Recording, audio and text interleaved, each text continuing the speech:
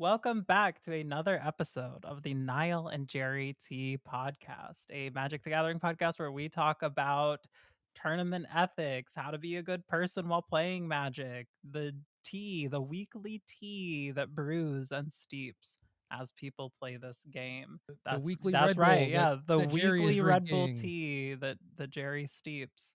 You'll have to forgive my somewhat moody lighting. I have just moved across the country and I'm still getting things set up, but we're here. We're queer. We're doing it. Oh Uh, yeah, it t- looks good. Yours is yeah, more yeah, yeah. colorful than mine. It's getting there. There's some more fuckery I need to do, but it's fine for now. It's fine for today, and next week there'll be fewer harsh shadows. But today we have a bit of a vintage. We have a bit of a vintage tea that's been steeping for a while in the manner of Gerry. You've been playing this game for a very long time, and you've been a part of many different seasons of Magic and played at quite a high competitive level for many of those seasons. And today we are going to take a little bit of a walk down memory lane, specifically Gerry's memory lane. And he is going to share with us some old tea, some old stories, and we're just going to sit our happy asses down and listen. So Gerry, whenever you're ready, take All it right. away.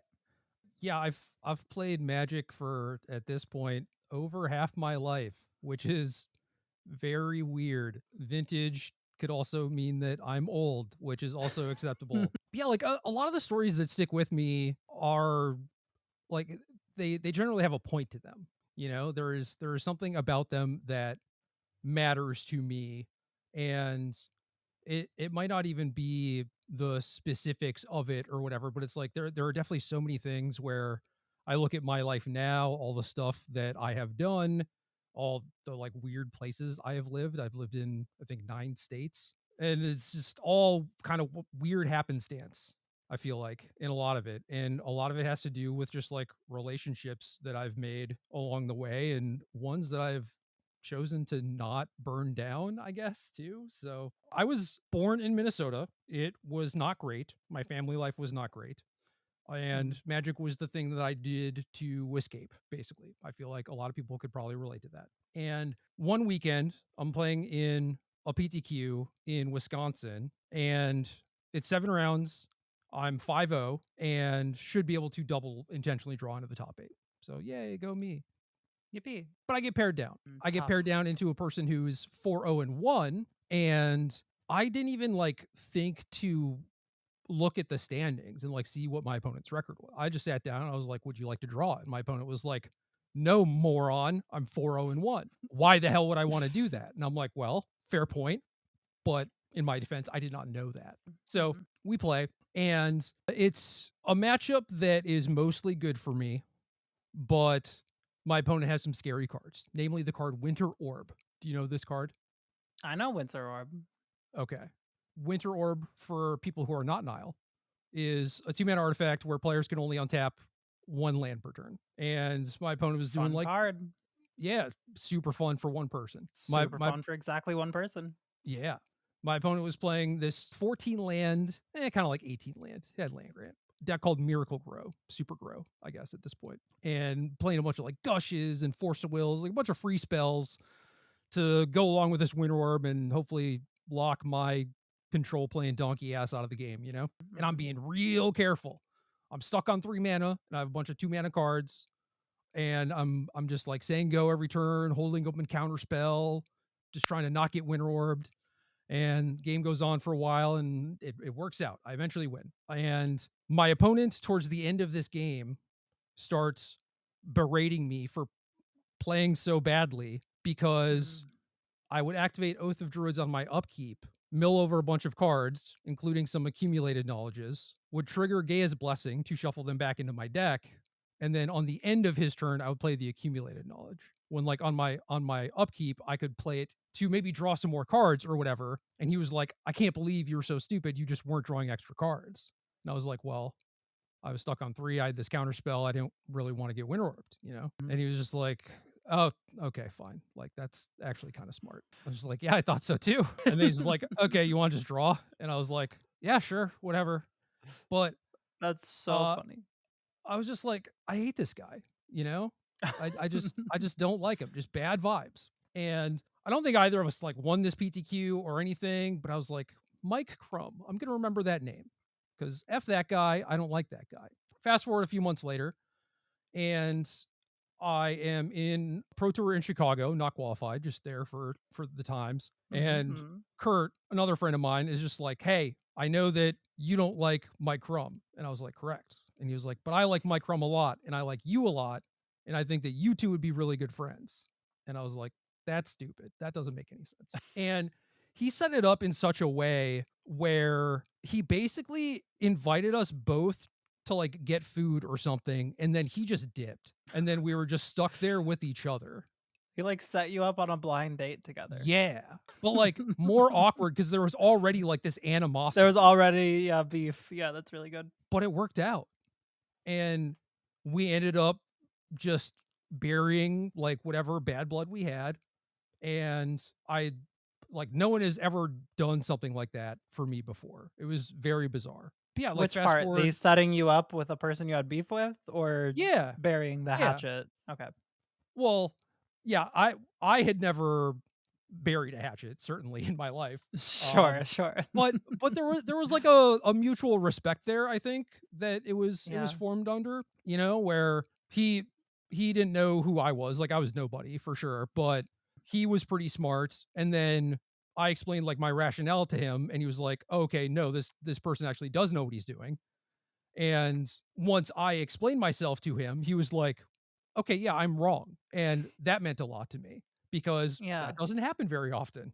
No, it does not. So fast forward a couple years later, I'm still in a crummy spot. I'm still in Minnesota. Family life's still bad. Life still mostly sucks. And this dude, Crumb, messages me and is like, "Move to Indiana. We're starting a poker room. We're gonna train you up to be a poker dealer. And like, if you're broke in the meantime or whatever, like, we will float you until you are back on your feet." Literally changed my life. Yeah, that's really like that's so my shit. If anybody right now watching this wants to invite me to their state to live and train me up to become a poker dealer, I will answer the call. That sounds I think sick. That I sounds think you're like a kind of great time. busy. I I feel am like a you little got busy. I'm a little busy. I'm not gonna answer the call immediately. I might like send it to voicemail, but I'll get to it. I'll get it to it. was it was really fun. It was very degenerate also, and it was not Yeah, that's what exactly makes it legal, fun. but That's yeah, what makes it fun. it was very, very good times. I'm happy I did it, and like I said, it did just save my life. It got me out of a very bad situation, Mhm. put me on a much better trajectory, which I fumbled for sure, but Tough stuff. yeah, at the very least, like it got me out of a place where I don't know that I could have gotten out of otherwise. Sure. So I've talked to Chrome about this a little bit, where I've tried to like specify the importance of this or whatever, and he's just like, yeah, man, whatever. Like I don't think he really gets it or like cares to get it, but like in terms of the reason why I am here or able to be here, it is because of him. And for some reason, despite all that, I was still all about just like burning bridges left and right, and like even having chances to repair them. I was still just like, nah, like how useful could that be? Like why would I want to do that? I'd rather just keep hating this person for no reason. Sure. So yeah, all kind of weird, but I think that there are just things like that that work out in ways that are so much bigger than you can ever possibly imagine, and it does play into like kind of like the social currency sort of thing, not like me trying to use this Mhm. person, but it's like, you now have an opportunity, or this person is starting this thing and they know that you would be good at it. It's like mutually Yeah. beneficial, right? Yeah, I have this like trait. I don't really want to call it like a toxic trait or anything because I don't think it's really toxic. It's just like I don't know. It takes like one thing. Like you if you do one thing that matters a lot to me, one time in my life, I'm like the most loyal bitch you've ever known for the rest of your days. Like I will kill or die for you for the rest of time. And it really just takes like one thing that means a lot. I have a friend who lives up here actually near Portland. Her name is Bells.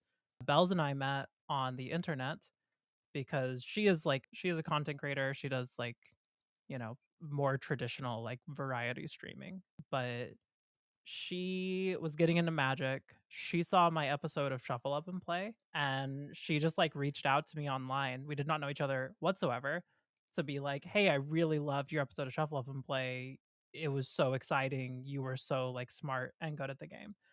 And that was like a critical moment where I needed to hear like exactly those words, because, the audience was not super receptive to like competitive Magic player trans women. And there was just like, I'm used to getting like hate and harassment online.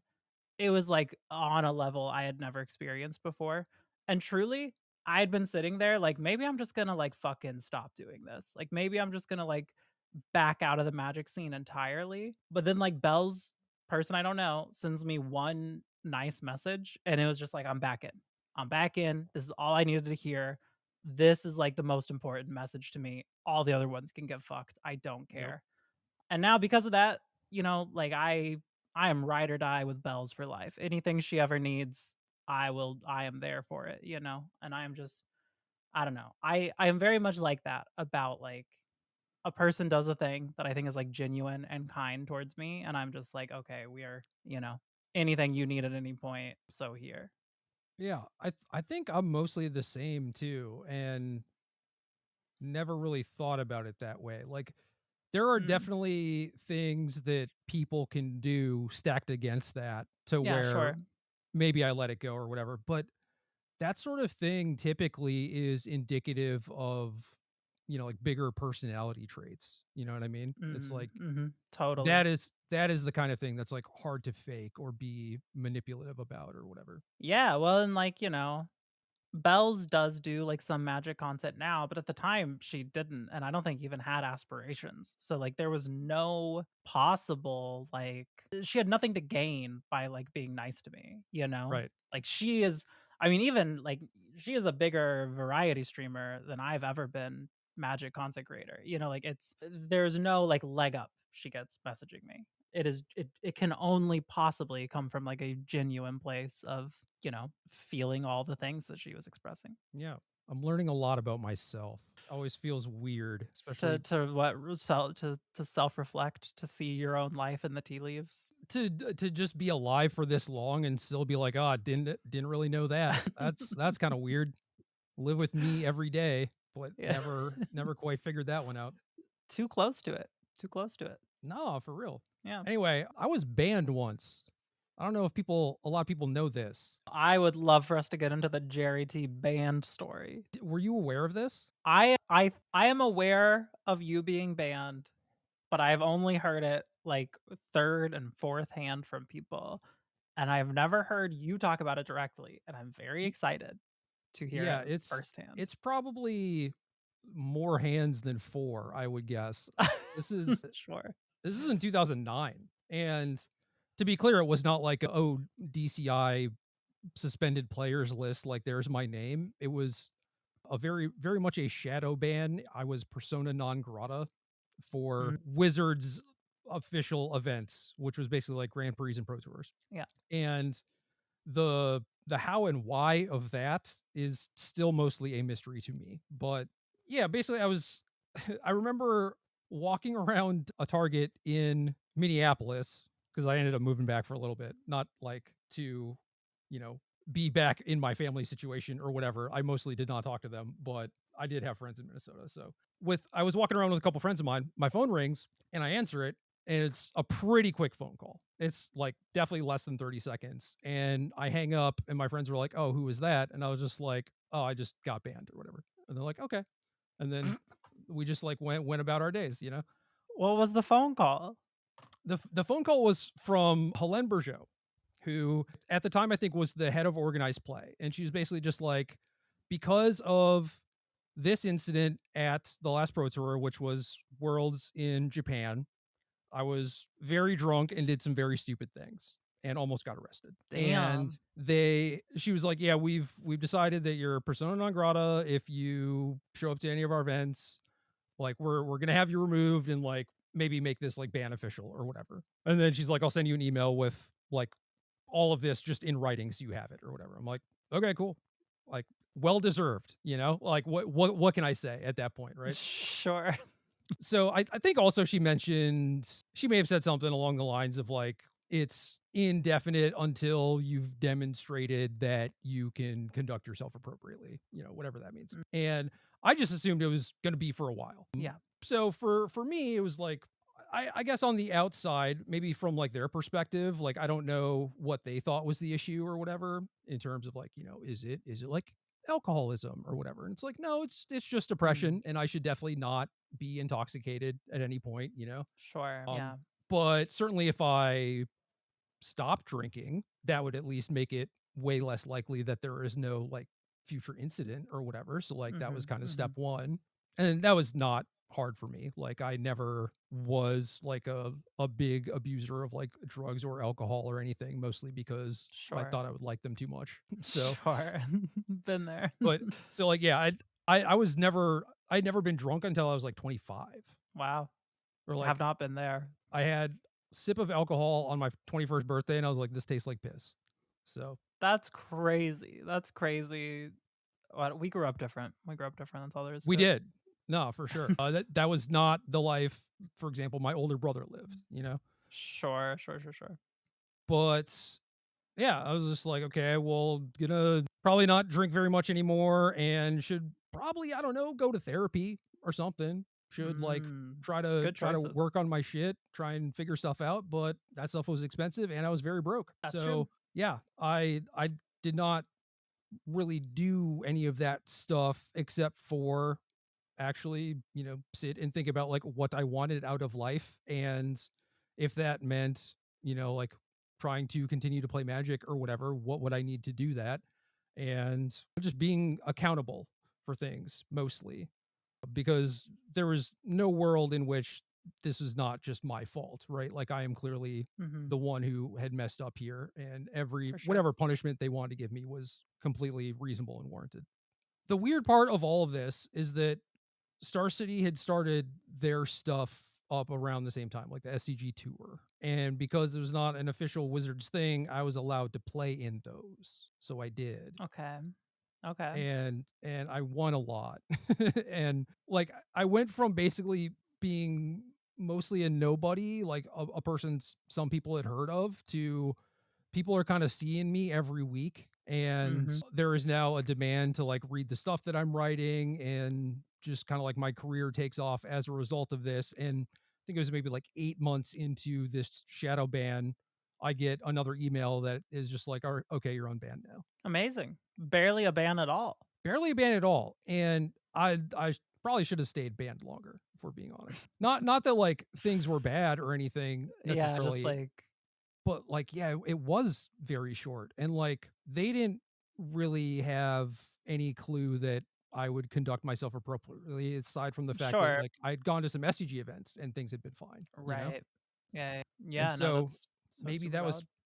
maybe that was part of it in terms of like letting me keep playing those events. They're just like, all right, he's your problem now, and if he, I don't know, causes some trouble in a city that y'all are in, it's you have to deal with it. I don't know.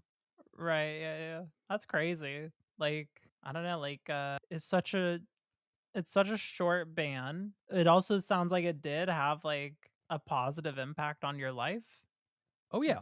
but No, it also there really I mean, like you said, like, there really wasn't that much evidence to show that that is the case, you know? Like, no, I think I don't know. e even if they asked me, they're like, "Yo, do you think you're good to come back?" I probably would have been like, "No." Sure. But they didn't even do that. It was just like, "Yeah, you're unbanned. It's fine." So, I guess 8 uh, months without any incidents is enough. yeah, that they knew of. It's That they knew you're so right. I mean, there weren't any that even I knew Yeah, of, yeah, yeah. but Right. like, I don't know if like Helen's talking to Pete Hoffling, who owns Star City or whatever, but like Pete's not at those events. Yeah, yeah, He's not hanging out with us in our hotel room and going out to dinner with us or whatever. He doesn't know what's going on. sure. I guess when was the stuff when we got shot at in Alabama? That's a Excuse much me? different story. The I think stuff when you got shot at in Alabama? I think that was later. Yeah, it was some stuff with like, I don't know, Alex Bertoncini fighting with a person and then him choking that person out, that person throwing up all over themselves, and then that person trying to kill Alex and me being like, this would be bad. So I get in between them. And that dude punches me, knocks one of my teeth out. And this was outside a Waffle House. So we go inside, and then the Waffle House gets robbed by two dudes in masks. One of the people we were with was drunk and was just like, y'all aren't serious right now. One of the dudes shot up the ceiling, was like, yeah, we're serious. That guy shut up. Yeah, it was a good time. It's it's crazy. It's wild that you have so much hidden vintage tea within you. This isn't even like one of the things you're aiming to talk about. You're just There's like, oh, side story, real quick. I saved Burton Cheaty's life in a Waffle House brawl where we got listen, shot at. What the fuck?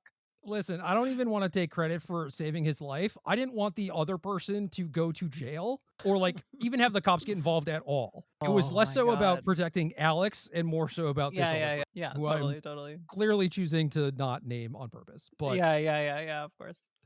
That's um crazy. That's and fucking it was like insane. the person who was hosting us for the weekend who is just a very kind individual. It's just like he does not need to get wrapped up in all of this. Yeah, totally. That's fucking Uh wild. That's yeah, a wild little tangent side tea. yeah, so one of the dudes was wearing a Spider-Man mask, and then they sent us the newspaper article about the story where it was like, Waffle House gets robbed. The last sentence in the article was police are still on the lookout for Spider-Man because they had caught the other guy. No fucking way. That's Yeah, so good. yeah, it was great. Holy shit. I love Yeah, that. like Everything I about bring that. this story up A because of the tea, and it's pretty good. But B because this this question kind of comes up every so often in terms of, I don't know, someone like Marcio, for example, where it's like, what does it take for someone to have, shown that they have been reformed, or for them to go through the process of like redemption or whatever. Mhm. And for me personally, I don't think I did any of those things. But I do know that me being punished forced me to think about how much I actually cared about the thing that I was being punished from, which was being able to play Magic at a high level. Mhm. And I cared deeply about that thing. And I Sure. changed my actions significantly as a result of that. And there needs to be a better follow through process. Absolutely, in terms Mhm. of like, oh, did this have the intended effect? Because Mhm. I think it's entirely possible that, maybe I took something a little bit differently or the wrong way, or Mhm. was, going through more of a bad time or whatever. It is possible still that like I could have done some really dumb shit at some point. Sure. Totally. But I have some experience with that sort of stuff, and I can tell you straight up that like punishment in this case certainly worked for me, and that maybe there isn't a good point at which to say like, oh, this person has been redeemed or whatever. It is just like at some point you have to let them off the leash and see if they do good things or bad things, and Yeah, be totally. more harsh the second time or whatever. But I do think it is possible. I Yeah, think totally. the first step needs to be meaningful. And I think like if you Mhm. ban a cheater for 6 months or something, or just like not ban them Yeah, at that's all, nothing. Yeah, yeah. right? It's nothing So at all. yeah, mine was 8 months ish. But I certainly was thinking the whole time of like, is this going to be 2 years? Is it going to be 5 years? Like Mm. I had no idea. Maybe that's what we need. We need bannings that are like you're banned for 1 to 5 years and you don't know where you're gonna be at between 1 and 5, but you know it could be 5, Yeah, could be 1. See what I think the happens. incentives are maybe kind of bad, where it's like, and incentives were bad for my scenario too, where it was like I could Sure. just pretend to be good or whatever Yeah, until they yeah, yeah. unban me, right? But Well, that's just like uh, always true, right? Like, I mean, for any, because like, I feel like similar things occur just like in life, in the world, where like someone who you are in a relationship with, like any relationship, not like romantic, but like friendships, whatever, does something to betray your trust and you decide to keep that person in your life. And at a certain point, you just have to be like, all right, I'm going to start trusting you again. You know, they can pretend to be trustworthy and they can get back to that point. But like, I don't know, at a certain point, they either just have to be trustworthy or not be trustworthy. And you can't really like do anything. to stop that moment from happening. No, I think that's a whole other podcast too. Sure. Yeah, I don't know. Like, what do you think about in terms of like redemption? Obviously, it matters depending on the offense or whatever, but I am a very big believer that people can change in dramatic ways. I kind of have to believe this because like I grew up in a cult in rural Oklahoma as a boy.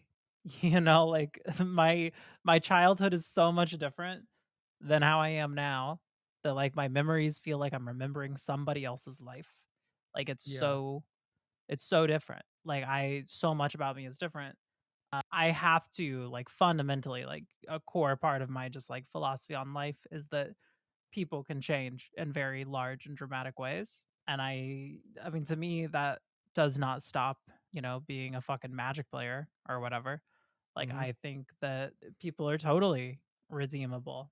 I think what that looks like is a little tricky, and I think is really like it's so case by case that it's hard to even like talk about broadly, because if it's a thing of like, all right, this guy just cheated for the first time that we know of. Like first time we've ever like caught this guy cheating. What do we do? Is very different than like this guy he's like been a known cheater for like a decade and just like bounces from like place to place that hasn't DQ'd him or whatever, like banned him. What does that redemption look like? And is that redemption even, possible?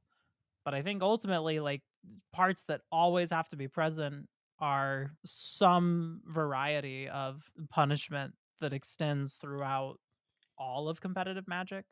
Like I think that's like a really tricky part of it is we have so many different like circuits and things, and they're yeah, not really like connected at all. So like you get caught cheating in NRG, maybe you get banned. Maybe you get banned from NRG. You're not banned from SCG, You're not banned from the Pro Tour, you're not banned from, going to a fucking Apex event, you're not banned. Like you're free to go to all these other things and do all these other things. You can go to RCQs, you can go to NMs. You know, if things were better interwoven, having a thing where it's like you got caught cheating, NRG, you don't get to fucking play paper magic for the next year. Like you cannot, like you will be unable to register for any event that anybody's hosting. If you want to play paper magic, you got to get some fucking friends together. Like it's, I don't know. That does not exist. Like that form of reprimanding people just does not exist in our space. And I think that makes it really hard to even like start the redemption process, the reformation process, because, I mean, like you're talking about, like that was a big moment for you, where you had to assess, like, do I give enough of a shit about this to like change my behavior? Do I give enough of a shit about this thing that I can no longer do to alter my behavior? And the answer was yes. And, ultimately, the SCG thing happened. And so you didn't even like really have to ride it out that long. And I feel like it would have been super detrimental if like when you got this ban, the SCG circuit was already like up and running and like, you were like, I just got banned from this thing, but I'm just gonna keep fucking winning SCGs. Like who yeah. gives a shit? Like whatever. I'll just be like the guy that wins all the SCGs. Eventually they'll probably unban me. Who cares? I don't know. Like, and that's just how it is today when you get banned. Yep. Yeah. I mean it's weird because to my knowledge, the NRG banning the Connor dude Mm-hmm. is Mm-hmm. like the first kind of instance of that happening. Mm-hmm. But we don't yeah, we don't really have like DCI bans anymore. Like that used to be the through line that we had, but the Mm-hmm. bar for that was so high. It was like Yeah. really hard to get banned actually. And there could be instances of like people cheating on camera, people cheating repeatedly or whatever, but it was like, they felt like they needed definitive proof Mm-hmm. because they didn't want it is entirely possible that they did not want like a lawsuit or whatever, but Sure. I think for the most part they just did not want to ever be wrong, and Mhm. that just meant that, people kept getting away with stuff, and then eventually when they did get banned, it's like, okay, well now they're banned from like all the circuits, right? Like you can't play any sort of sanctioned Magic event. But Yeah, totally. now there's not even really that. And so I do think it is very much in the hands of the independent circuits to just kind of like police their own stuff.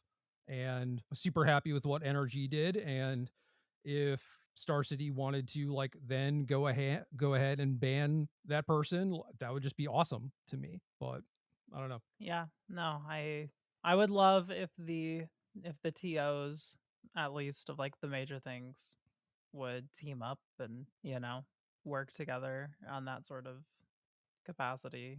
But again, we just don't really have that. And I think it makes it really, really hard for redemption in the current age of competitive magic, where it really just does feel like, if someone cheats, they're probably not getting a ton of consequence to that. And if they are getting consequence to that, the consequence is not it's not even as severe as yours was, which made you like change your life. And yours in retrospect was not even that severe. No, So that's realistically, it crazy. wasn't. Like I was gold. I was qualified for all the pro tours and had some sort of like appearance fee and missed Sure, out on sure. a bunch of that and missed out on a bunch of like the pro points that I would have had. Yeah, Like yeah. I was Right. It would have like back. kept you on the train or whatever, yeah.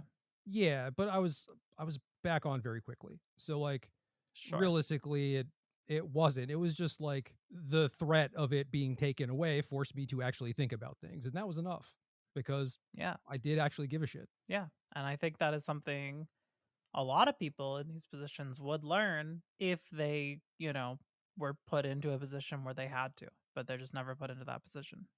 Yeah, I think so. I mean, it is pretty easy to take things for granted, right? It's like certainly I did with Magic, and it was like wanted to have something to blame for me being I don't know like a failed gifted youth or whatever. And it was just Yeah, like yeah. spending all my time on Magic when I should be curing cancer or whatever. And it's like, well, realistically, I'm probably not that smart. And B, I am actively choosing to do this thing because I like doing it, and I think that some amount of that should be okay too. But Sure, sure, yeah, I sure. resented Magic for a long time because of it, because I didn't want to be like, oh, this it's my fault that I'm broke as shit and have no prospects or whatever. And it's like it's not Magic's fault. Yeah, totally. And then it got taken away, and I was like, oh, actually, I do kind of like this thing. Damn, You don't know what you got till it's gone. exactly. Yeah, the rest of it, I guess, I think those are the two big ones, but The two big T's.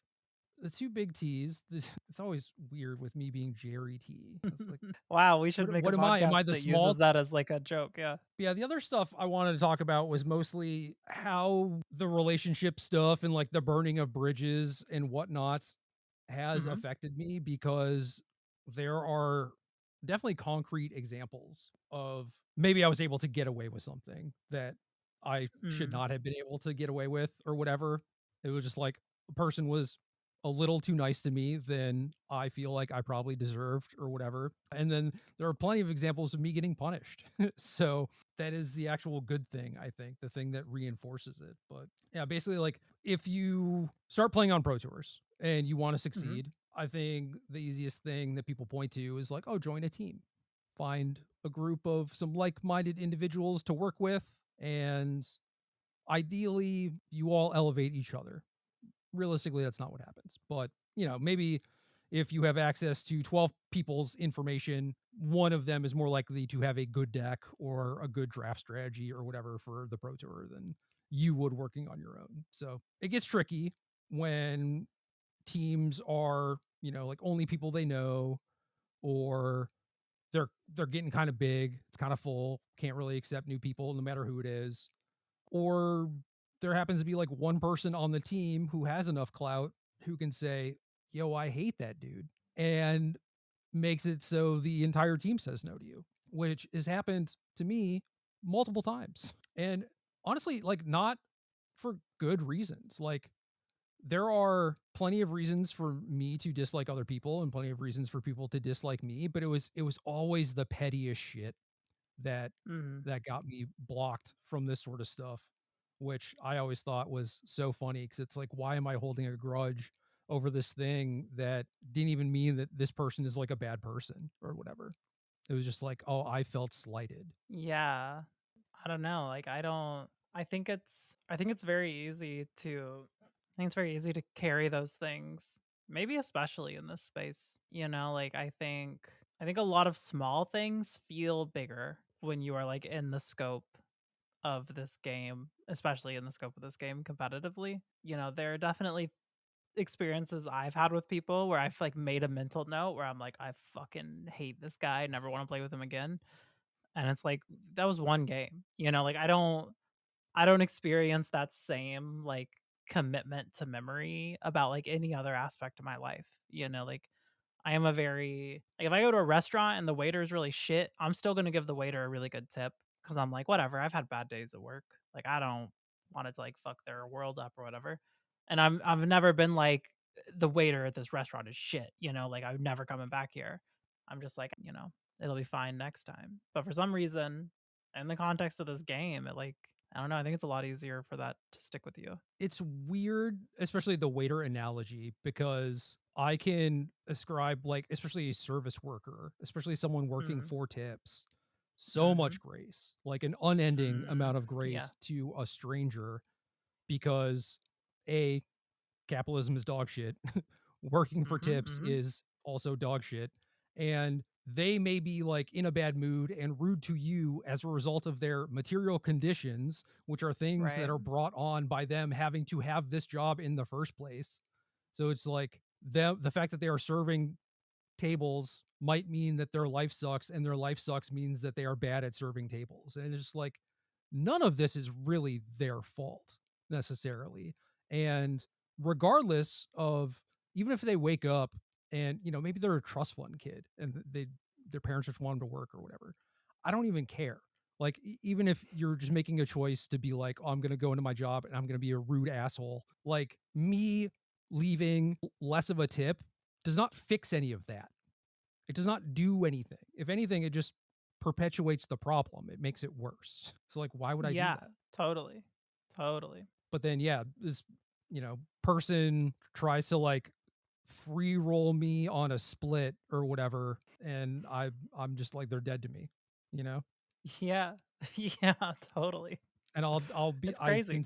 I can still remember like times and places for a lot of these incidents. Like for so many things, people would be like, "Oh, do you like this person?" I'd be like, "No."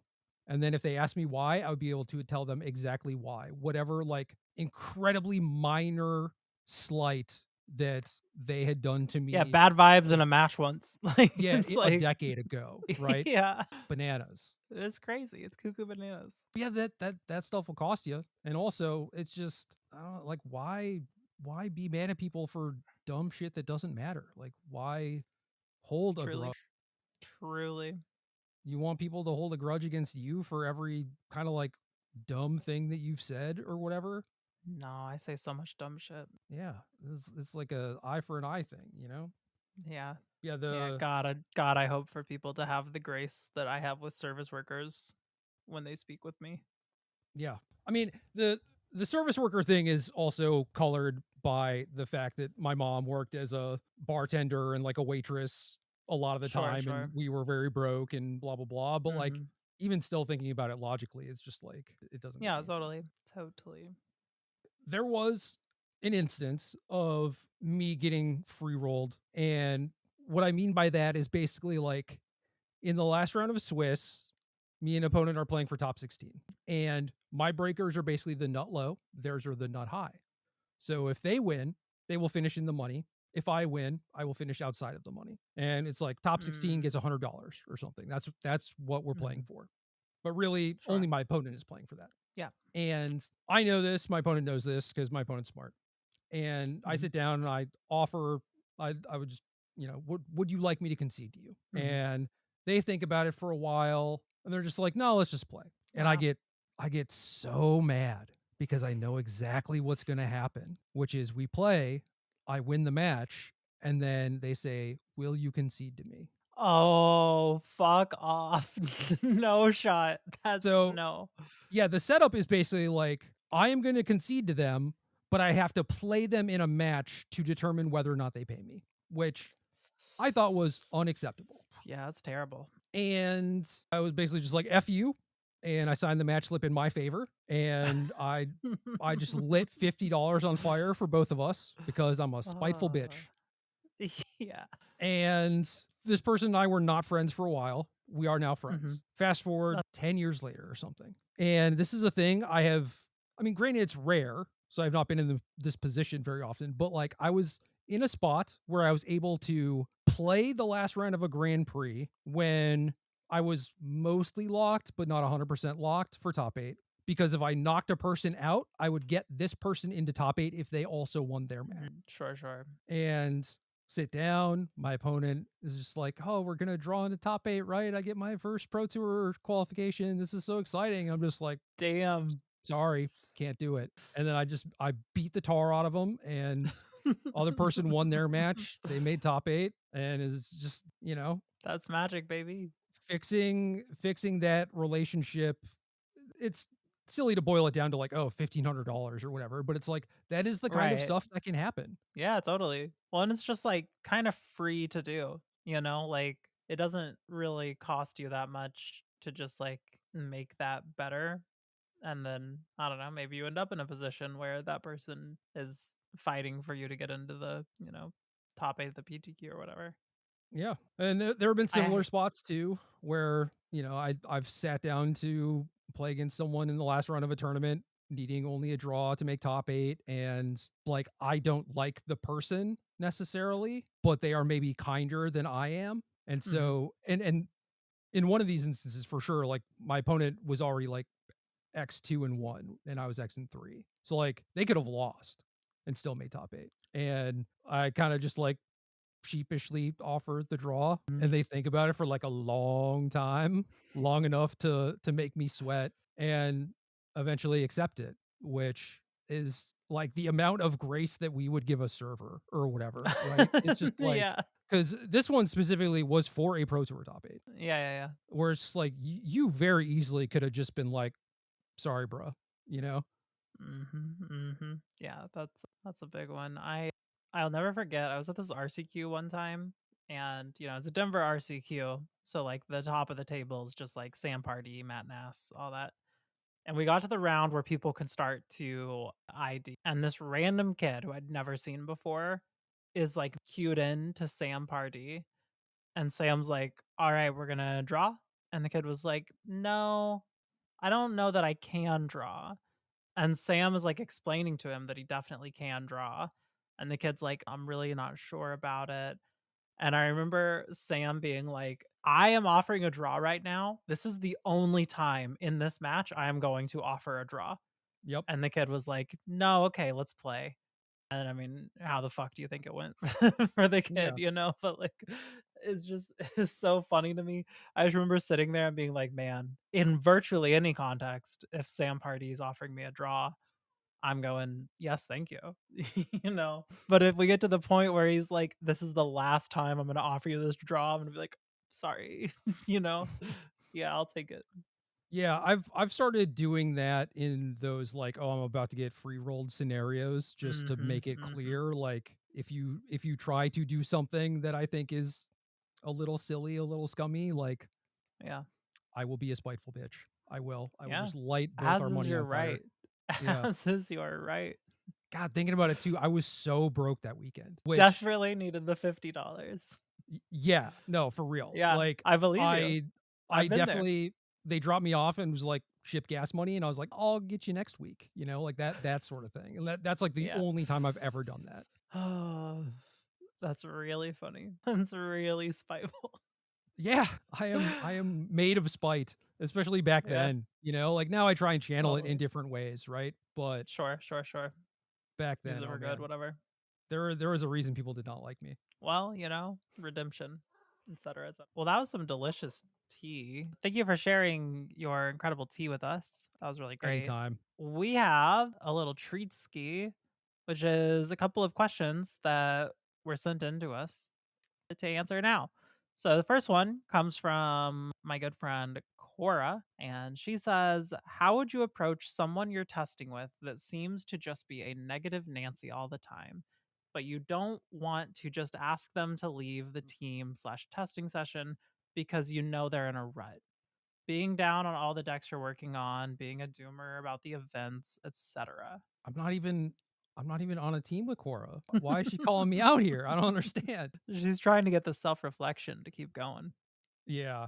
I've I've definitely been there. I have not ever really been in a spot where someone had to take me aside and be like, yo, you're making this like way less fun for all of us just because everyone is scared of like direct confrontation or whatever. I think things are a little bit better in that regard. But yeah, I don't know. Like the fact that you know they're in a rut means that you know where this is coming from. And Mhm. I feel like maybe it is just like an offer to talk about things on that sort of angle and be like, well, I can kind of tell because these are your actions and this is kind of the effect that those actions has, not necessarily to, place blame on you or whatever, but it's like, is there anything I can do to help? Is there something we can do to solve this?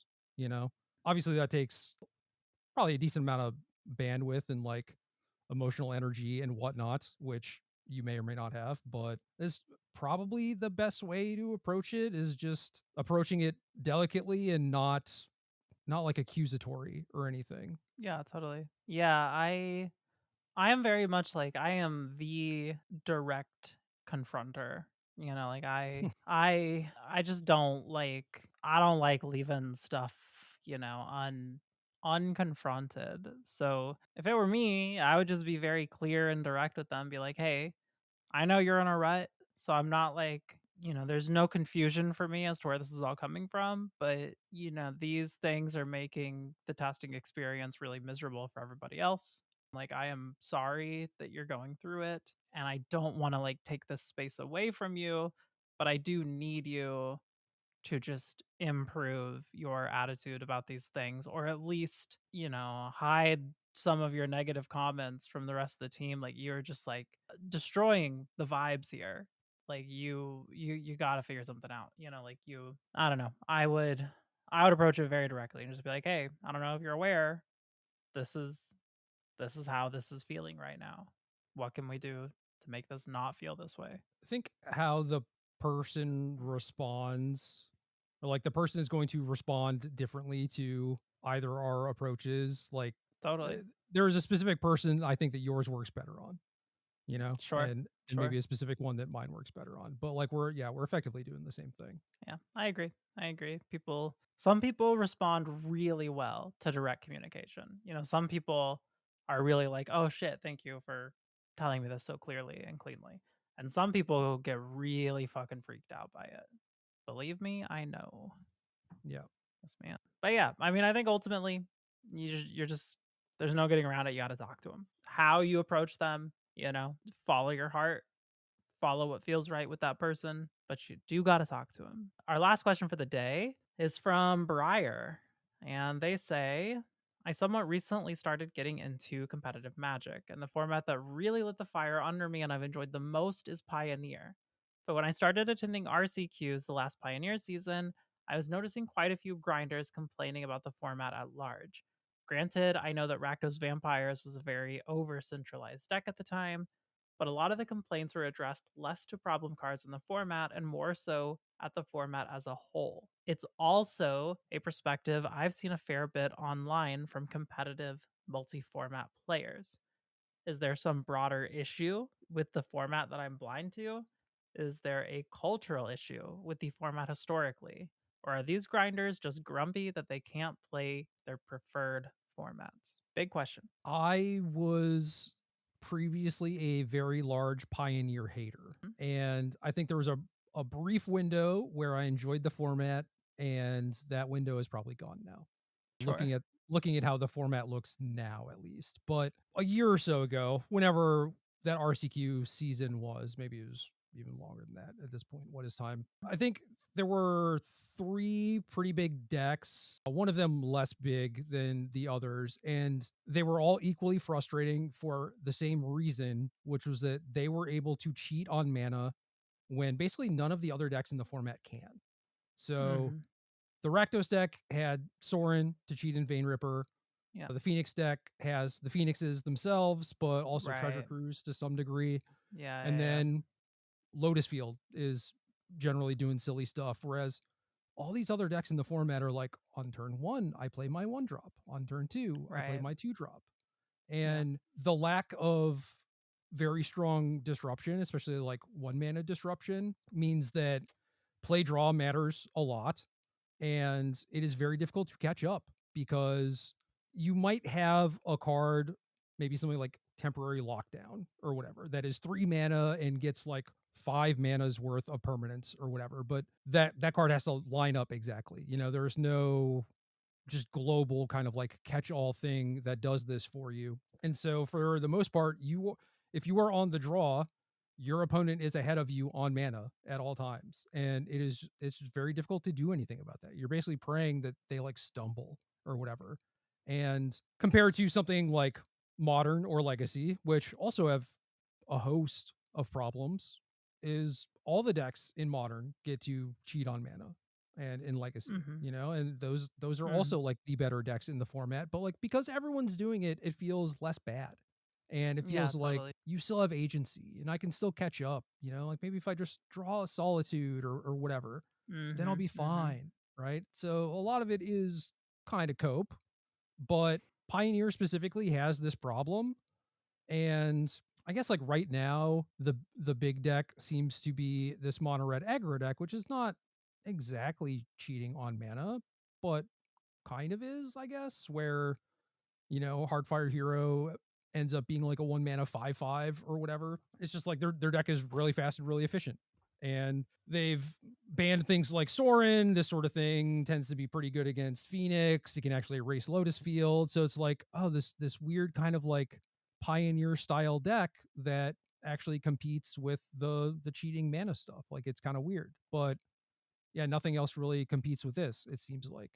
So this is a new sort of different problem. But I do think the frustration with there being like no catch up mechanism, play draw matters, cheating on mana is too busted, like all those things I think were generally why people didn't like the format, even if they couldn't necessarily verbalize why. Sure. Yeah, I mean, I think that is a very good and thorough answer. The only thing that I will add is that I really believe that if you like a format, it just doesn't really matter if comp grinders at large like it or think it's good or think it's bad.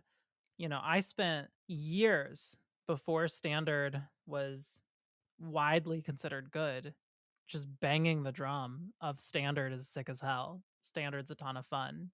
Standard's really good right now. And people who were relying on like decades old information about the format were constantly telling me Standard sucks. And I was like, no, Standard rules actually. Like it's probably like the most fun you could be having in the game right now. And there were pockets of people who agreed with me, but by and large, people just told me I was wrong. And then when they announced like the Standard RCQ season, tons of people told me, this RCQ season was going to be dead. And I was like, no, people are going to play what they need to play RCQs. And then when they do, they're going to realize Standard is sick and they're going to love it. And here we are, you know? But even if I had been wrong, and even if we had come to this point and everyone was like, fuck Standard, Standard sucks, I'd still be talking about how much I love it because I just love it. I just think it's fun, you know? And I think it is very important for your own sanity within this game that if you like a thing, you should just let yourself like it regardless of what other people think because other people are going to have opinions. They're going to voice them like crazy. They're going to tell you you're wrong. They're going to act like you are, dumb or worse or whatever for thinking that a thing is good or bad or whatever. But I don't know. Just like what you like. People are so loud about things that they hate and not very loud Mhm. about things that they like. And I think that that's Mhm. sad. It is sad. It's very sad. So yeah, be be boisterous about loving Pioneer. Yeah, it is sad when maybe everyone's complaints lead to them mostly ignoring what is your favorite format. Like Yeah, Pioneer is now not a thing basically at all this year. And I don't know how yeah, much of that had to do with like people complaining about it or whatever, but sure.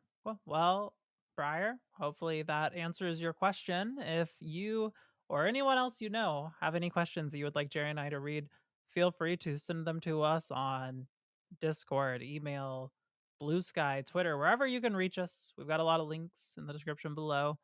We love seeing the questions and answering them. I think that does it for us today. Gerry, thank you for joining me. This has been some delicious, delicious tea. Thank you for sharing it. And yeah, I we will be back in a week with more tea. Bye bye.